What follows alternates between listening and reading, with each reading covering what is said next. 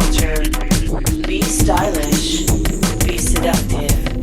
Be cynical. Cynical.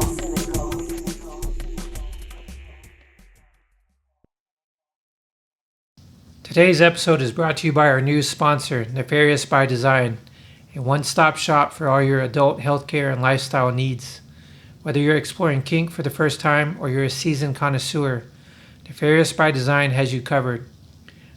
From over 15,000 products like aquatic personal stimulators and zebra print lingerie to full dungeon setups, restraints, and high-quality machines, this isn't your average toy store. They carry all the major brands you know and love, such as Blush, Womanizer, XR Brands, and so many more. Their personal machines and dungeon furniture are especially hot right now. Sinical listeners get 30% off select items and free shipping on U.S. orders over $55. They also offer international shipping. Want even more perks? Join their Wet One membership for 20% off all year long, plus free shipping. Fetish group or club member? Get a free Nefarious Club membership and enjoy 25% off every order. Go to nefariousbydesign.com and elevate your pleasure with purpose. My name is Dino Webb. My background is in graphic design, more like creative stuff. And what led you, or actually, what is your style of photography? I'm not really sure, but I definitely know I don't fit into some categories. So what I do is bold colors, like crazy, shocking imagery, something that's off the beaten path of portrait photographers and landscape photographers and stuff like that. What led you to become interested in photography? Like, what inspired you in the beginning? Funny story. I never really cared for photography up until I had to take a photography class to get my graphic design degree. But once I took that class, I just fell in love with the idea, the technicalities of it, and the creative freedom you can, push while still holding on to the principles of photography. When you say like technical stuff, do you mean like exposure triangle and things like that? Yeah, the exposure triangle, all the nerdy stuff that goes with knowing how to use a camera. Yeah. Yeah. Was there any like photographers or like movies or magazines that inspired you? My biggest inspiration right now, and this is a person that I'm trying to be, is David LaChapelle. Okay, yeah. He's an artist out in LA. Yeah, no, his work is definitely great and he's well respected. It's so grandiose and so creative, and that's kind of the direction I want to go. What about like any movies? For photography, no. As far as like how you light things or anything?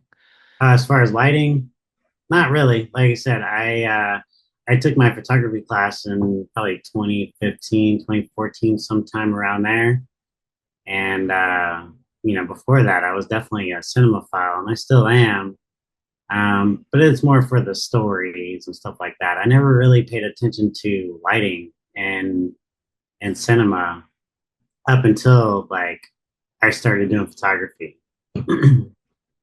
Yeah, I definitely learned a lot. I guess later on when I did photography, like for movies, just kind of watching how they light. But it's definitely, it could be different, like cinematography compared to just like trying to do a pinup shoot. How do you approach a lighting now? Really, it's more of an experimental thing for me as far as lighting goes. If I find something that I like and inspirational, I can try to recreate that. But what I generally do on my shoots is like, hey, let's try this. Let me put this way, let me put the light over here, light over there. So I find inspiration just online, really. And if I find something I really like, I'll try to recreate it. What type of equipment and lighting equipment do you work with? So I just got a new camera. I'm super excited about that. It's the Canon uh, what was it R5 Mark II? So I got one of those. Oh, nice. Yeah, and I've just been running and gunning and trying to do as much as I can with it since I got it. As far as lighting, it's always been a experimental thing. When I first started and had no lighting, I would use my the light on my phone. But now that I've been doing photography for a minute, I've been able to collect different lights. When I have some extra money, I'll put it into a light, try it out, and just try to make the best of it. What I have. Yeah, when I first started, I was using those like little clamp lights that you could buy at like Home Depot for $5. Yeah, And yeah, I then got some of those. I So st I when still I use them. hell yeah. So when I started doing photography, I started doing it for the company that I worked for, and they were just like, hey, give us, we have products. So I started with product photography, and I just kind of built, you know, little lights here and there, and I had to master product photography first. So now that I'm not doing too much of that anymore, like I said, it's just more experimental. Let's make something look as cool as it ever can be. Do you plan out your shoots like in advance, or like are they pretty detailed, or is this like you're kind of figuring it out as you go with the model? So it's kind of both. So I'm doing photo shoot events now, so that has a lot of planning in it. And then when somebody hits me up and asks me about doing a personal shoot for them, I'll try to get their vision and what they're thinking, and then I just kind of go into my brain and see like how can I recreate this vision to make it best for them. I definitely want to get into your shootouts in a minute. Do you prefer to work in a studio or like on location? It's for the longest time, it's been I want to work in a studio, and I still feel that way nowadays. Just only because I can control the lighting. But as of lately, I've been wanting to go out, and I've been more open to going out and doing outdoor shoots and just not having that control because it's like it kind of keeps me on my feet. Yeah. It's experimental, and hopefully I'll get the shot. If I don't, I don't. But when I go through and review my photos, I learn those lessons as I'm going through it. Like, you should have did this, or you should have had a diffuser here, yada yada. I can definitely understand like both sides. Like you want to control, and then you also want that like randomness of like shooting on location. Yeah. So I have yet to do a beach shoot yet, like during sunrise or sunset. Yeah. But it's on my bucket list for sure. It's just when I do the outdoors things, it's more stressful because I can't control it. I think my very first photo shoot was at Galveston, I think on East Beach. Oh But wow. prepare for your camera equipment to get a little dusty. So, Yeah. do you shoot? So there's two types of photographers. I feel like there's photographers that shoot a whole lot of images and then they kind of narrow it down to their favorites, and then there's photographers that will just shoot like one roll of film, like 36 images.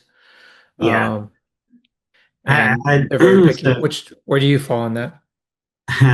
I wish I fell into the latter. But because I work in digital, I'm not worried about not overshooting or Yeah. overshooting rather. I'm not worried about that. But I'll tell you, man, when I come home from a shoot and I got 1,000 photos, it's just so daunting. I can definitely relate to that. Yeah, so I'm trying to not shoot as much, but it's just a habit I'm gonna have to work on, actively. I definitely respect the photographers that shoot very little. Like, Steve Getty shoots like 30 images or less. Yeah. But I just always feel like I need to cover myself and make sure I get a few, options or angles just in case, I didn't Right. get it with that one take. Right. Definitely.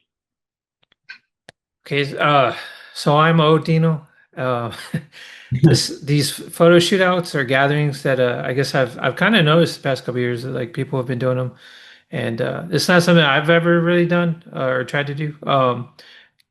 Can you explain how they work, or yeah, what's the concept? And because I noticed you've been doing them and some others kind of pretty consistently.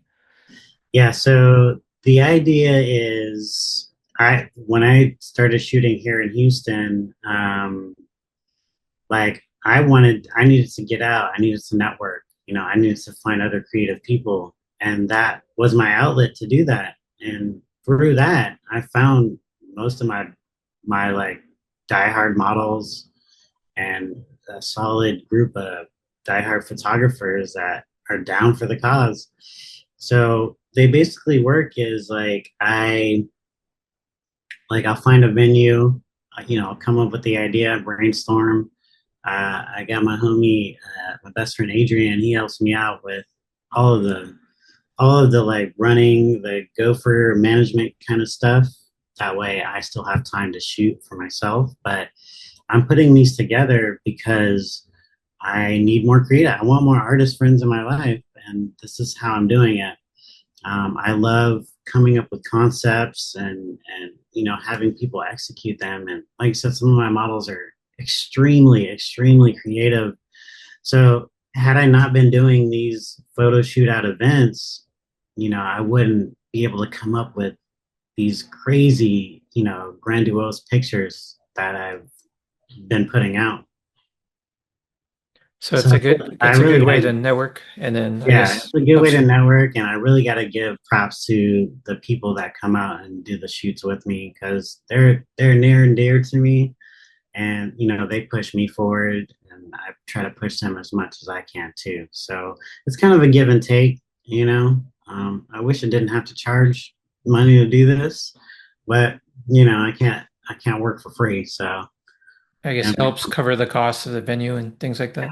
venues usually are for about $100 an hour, and I usually run my shoots for about 4 hours, so I can't really come out of pocket all of that. Yeah, yeah, Yeah. that makes sense. Can you talk about this photo set that we have coming up in Sinical that you did with Dominic Shannon, a good friend of mine? Yeah, so Jen's a good friend of mine too, and she has the Dungeon the Vault, which is a marvelous, fantastic place. It's really one of a kind in Houston. I haven't really seen one like it, just because it's so big. They've got the St. Catherine's wheel, and she has just like the whole venue is just aesthetic, you know. So I love shooting at the vault and with Shannon. So yeah, she asked me, to come shoot. It was more of a mutual thing. And yeah, that's what we did, and it was a great time. Like everything she had there was just like I said, aesthetic. It just fits the vibe. So like there was no like, hey, bring this prop or add this costume or anything like that because It's all everything was there. there. Yeah, I yeah, love the vault. yeah. When you work with models, do you let them kind of pose on their own, or do you give a lot of direction? Like, how do you operate? So I'm trying to be better at direction. Sometimes I'm on it, sometimes I'm not. And the way I approach it is I like to collaboratively work with models. So some of the models that I work with are phenomenal, and they just go pose, pose, pose. They'll just go off of instinct. And a lot of the times, the models I work with are like relatively new. So they'll give me the I don't know what to do with my hands kind of thing. Oh uh, yeah. yeah, so when that happens and they don't know what to do, I usually just take over and say, hey, do this, do this. But if they're already on it, like I feel like I'm the bad photographer missing all their poses because they're just pose, pose, pose. And is there anything you do to make a model like more comfortable if you haven't worked with her? Like, do you play music, or what are some things Yeah, that so I always bring a Bluetooth speaker with me wherever I go, just in case. But I know a model's comfort is top priority because if they're not if they're not comfortable, you can see it in the photos, So I always encourage them to bring chaperones or whatever, if we need to take a drink or whatever, like whatever they need to do to help them feel comfortable, I'm always down to do. Have you, at your shootouts, have you learned anything from other photographers or models that you've kind of added uh, to your style? As far as my style goes, not really. What the two of the main photographers that come to most of my shootouts, like they have their own style, which I love, and I'm not really trying to replicate that. But just being around creatives it gives me life. So even though like I'm not their style, like I love that they have their own style. And I feel like that's really important for, every artist really is to, work out what you like, what you don't like, and then, kind of add it to like your repertoire. So yeah, So it's like a very inspiring atmosphere. yes, 1000%. How many different like photographers will show up at one of these gatherings? So generally, I'm just kind of like starting to build this up. But generally, we'll end up shooting about five photographers, maybe six models. I try to keep it even so everybody has a chance to shoot with everybody else. And Um, how does it work? Like, do certain photographers go in certain corners of the venue or location, or nah, do they wait to shoot, or how does that work? nah, I would never seclude a photographer to one set. I feel like that would stifle them. The way I do it, and I'm trying to get better at doing this, but the way I do it is like it's kind of a free for all. So what we'll do is we'll start, we'll have 30 minutes, and then after that 30 minutes, we'll just say switch. So you find a photographer that you haven't worked with, and or you find a model or a spot that you haven't worked, and that's kind of what you go for. So the way I do it is when I usually meet up with models, I ask them specifically, like, "Hey, is there any poses that you want to get that you must have, or is there any locations or whatever?" For me, I feel like photography is more of I look at it as a service industry. So Yeah. I want my models walking away extremely happy about shooting with me. So I always try to get what their goal is, and I always try to make that happen.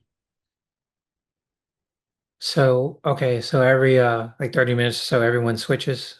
Yeah, yeah, we basically That's a good switch. system. I'm like I said, I'm trying to get better at that. So I think I might start doing just a scheduled plan out for me. That way, I don't miss any models during the shoot. A chance to work with them. Yeah, the last time I did one a couple weeks ago, the Let Them Eat Cake. It was so chaotic, and it really always is chaotic because I'm trying to manage and I'm Yeah. trying to shoot at the same time. So I think like going further, I'm gonna probably start doing just a model list for me, like I said, so I don't miss anybody. That's smart. What have some of the themes been for your shootouts so far? Whew, well, generally, most of my stuff is witches, and that's just from me looking back at stuff. But I love to do alternative themes, so anything just off the beaten path. Like I said, I do witches. Vampires are definitely a favorite thing of mine. Um, I did the Let Them Eat Cake thing, which was Marie Antoinette. So that was a little out of my genre of stuff that Yeah, I do, but it was extremely fun. that sounds like it. For you, what is the most important aspect of a photograph? Um, so as I look at other people's photographs, the first thing that comes to my mind is like the technical details. Like if they don't have all of those technical things down, then I generally don't even look at the photograph. So like lines going through heads, on the horizon, that kind of stuff. Yeah. Just like the photography, like no nos. And I know those rules are really meant to be broken, but I feel like You got to master them first. yes, you have to master those that craft before you can start breaking those rules. Do you have any pet peeves? I have some, like when it comes to like I guess fetish or alternative photography. Uh, Not really. I gotta say 99% of the shoots I've had have been a great time for me. I had one recently though that brought this out, the pet peeve. And basically, I ended up renting a studio for 2 hours, and then the model, like, we got to the studio, she wasn't ready, and she basically took a whole hour to get ready, Oh which yeah. only left me about another hour to shoot. And I was covering the price, so I was just, I didn't say anything because I just try to be a positive person. But that right there, like, really, really bugged me. Yeah, no, that's definitely happened to me.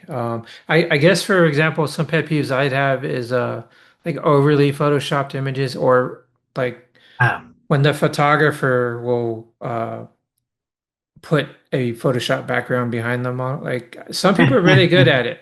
Some some people people are are not. really good at it. I want to be really good at it because I feel like that would open up my toolkit and Yeah, allow me to do more fantasy type things. yeah, I'm just not that good at it, but I know some people can do it really, really well. yeah. Yeah. I guess I just prefer like more real on location type Sure, I get things. that. And like the way like AI is going these days, like I can see that. I've been following AI and kind of working with it a little bit. I know a lot of artists are